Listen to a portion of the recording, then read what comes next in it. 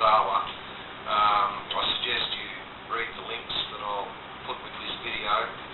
But for those that haven't been, there was some damage done to the cemetery. I've been trying to find out when it's going to be repaired, and I went down today to see what had been done, if anything. Well, I'm at the start of the Salis family cemetery walk. It's been 2 months since I've been down here, and even at the beginning here it looks like they've been doing something. I'll check it out. The pathway's been cleared, but this is always going to be the problem, is these wombats. So it really does need to be monitored. The gaping chasm's been filled in, which is good to see. That was the washout that washed this whole section away down towards the river.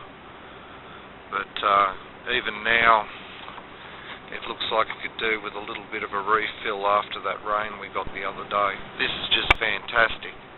They've built a small walk bridge over one of the badly affected areas. Very good.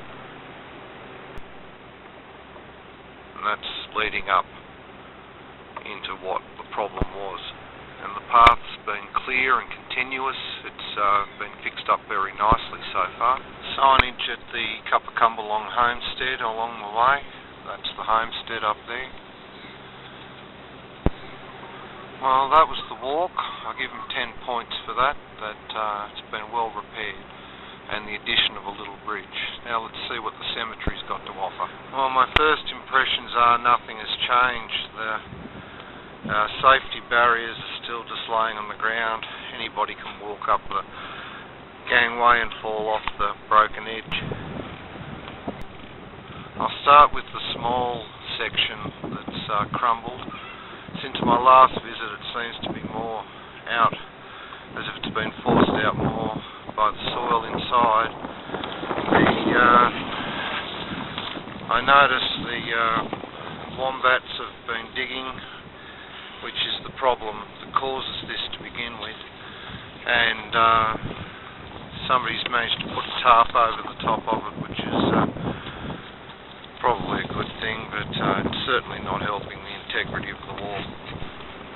Just so people know, this is what the wall is supposed to look like. And yes, a barrier fence has been erected. It travels down here. It follows the path around the corner to where anybody can get at this.